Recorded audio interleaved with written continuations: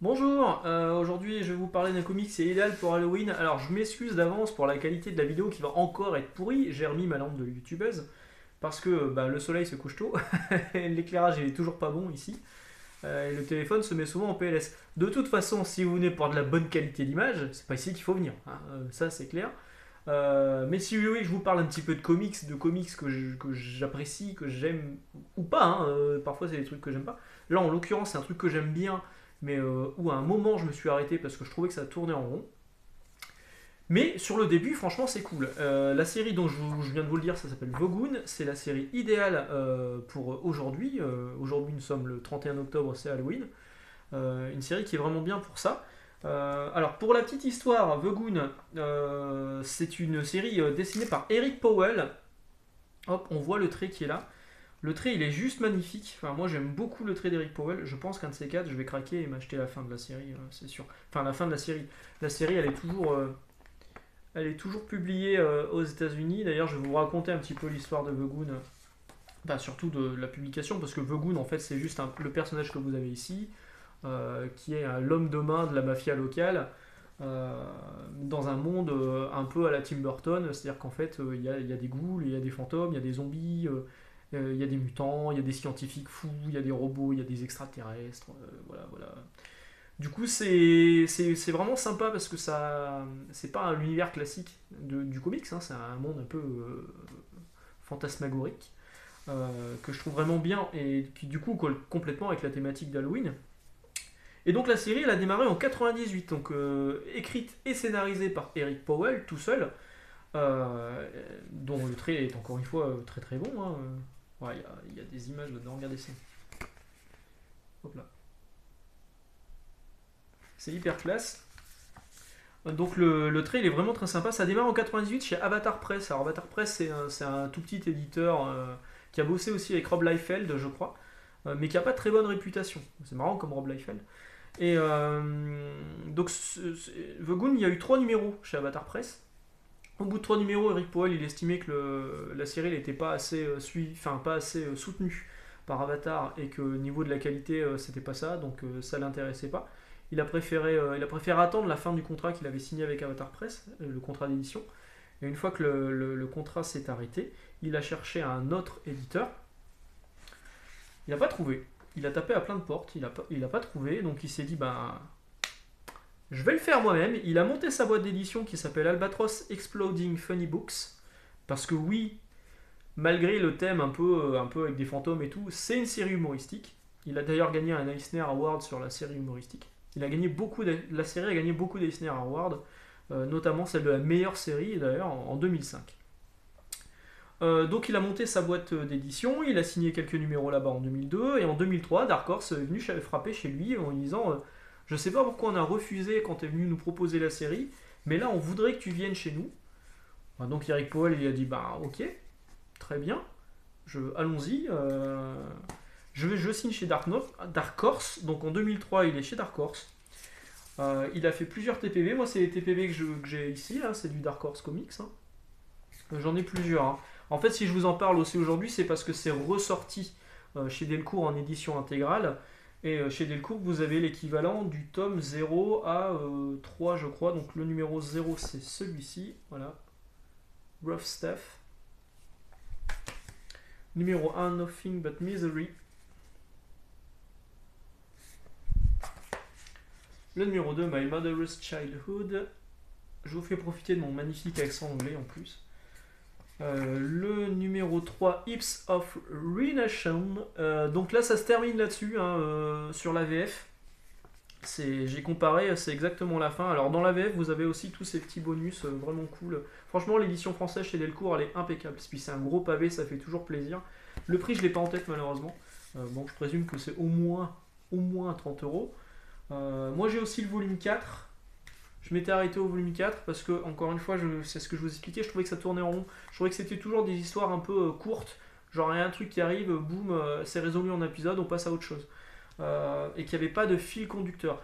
Or, il s'avère que à partir du numéro du 5e TPB, donc moi je me suis arrêté au 4e, il semblerait qu'il y a une vraie histoire qui s'enclenche derrière. Donc bon, bah, je pense que je vais les relire, hein.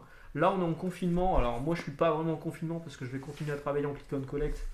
D'autant que les librairies, dans 15 jours, le gouvernement va reprendre une décision parce qu'il y a quand même des trucs qui sont pas normaux. Enfin, il y a des aberrations, genre la Fnac qui ouvre sous prétexte que ils vendent du matériel informatique et du matériel pour le travail à distance, le télétravail. Soit, sauf que ils vendent aussi des bouquins, ils vendent des CD, ils vendent des DVD, et pourquoi eux et pourquoi pas les autres? Du coup, c'est pas logique. Et encore une fois, pour le coup, la Fnac, moi, je rigolais tout le temps avec des collègues et des gens qui travaillaient à la Fnac en disant, bah, la Fnac, c'est pas une librairie, la Fnac, c'est un supermarché de la culture en fait. Voilà, vous avez des livres, mais vous vendez aussi des machines à laver et des grille-pains. Surtout depuis qu'ils ont été rachetés par Darty. Bah là, clairement, la Fnac assume complètement ce truc-là. La Fnac n'est pas une librairie. La Fnac est un vendeur de produits électroménagers avec des livres à côté. Voilà, franchement, ça me fait chier cette histoire. Mais bon, on va revenir à The Goon. Alors The Goon, moi j'ai aussi ça. C'était un numéro à 25 cents qui était vraiment cool. Je ne sais pas s'il est dans l'intégrale chez Delcourt. J'espère qu'il y est.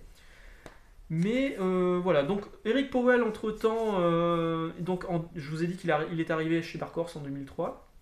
Il a travaillé aussi sur d'autres choses, une série qui s'appelle Hillbilly en 2016, qui est également disponible en France. Alors je crois que c'est chez Delcourt, je me demande si c'est pas chez Comics Initiative. À vérifier, vérifiez de votre côté. Je vois Margot qui s'approche, mais non, en fait, elle est repartie. Elle a vu ma tronche, elle est repartie. C'est Halloween. Et il a travaillé notamment, Eric Powell, sur un Superman Escape from Bizarro World, scénarisé par Geoff Johns et Richard Donner. Excusez du peu quand même, c'est plutôt pas mal. En 2007, je me souviens d'avoir lu cette série, il va falloir que je la retrouve en TPB parce que j'avais vraiment beaucoup aimé, notamment parce que Eric Powell, son trait, il est juste magistral. C'est très très bon. Et donc il était chez Dark Horse, et depuis il est reparti de chez Dark Horse. Alors il y a eu une sombre histoire d'harcèlement avec un grand responsable d'édition chez Dark Horse, donc je pense qu'il est peut-être parti aussi à cause de ça. Et du coup, la série a rebasculé chez Albatros Exploding Funny Books, donc sa maison d'édition, depuis 2019, depuis l'année dernière. Donc, la série est toujours en cours, il y a des pauses régulières. Là, il en est au 54e numéro, alors que la série elle a quand même démarré depuis 98. Donc autant vous dire qu'il n'est pas non plus super régulier. Mais voilà, moi j'ai jusqu'au numéro combien là? Ça c'est marrant de voir qu'il y a un truc. Il y a une citation de Wizard Magazine qui n'existe plus. J'ai jusqu'au numéro combien là-dedans moi? Je sais même pas où je me suis arrêté. Ils le mettent pas? Ouais, ils le mettent pas. Bon, bah, c'est tout. Mon dernier TPB date de 2006. Donc voilà, une série qui est sortie en intégrale chez Delcourt, je vous la recommande. Si vous voulez lire un truc pas trop prise de tête, il n'y a pas d'enjeu, hein. Franchement, c'est juste une histoire, un truc rigolo qui se passe et Vogoon qui vient résoudre le problème. Mais effectivement, c'est pas non plus la grosse série où il va se passer des trucs, des crises, des machins, tout ça. C'est juste une série fun avec un trait qui est hyper beau, mais où moi j'ai arrêté en cours de route parce que effectivement je trouvais que c'était un peu toujours la même chose. Alors la galerie de personnages autour elle est vraiment cool, ça c'est vraiment une bonne chose.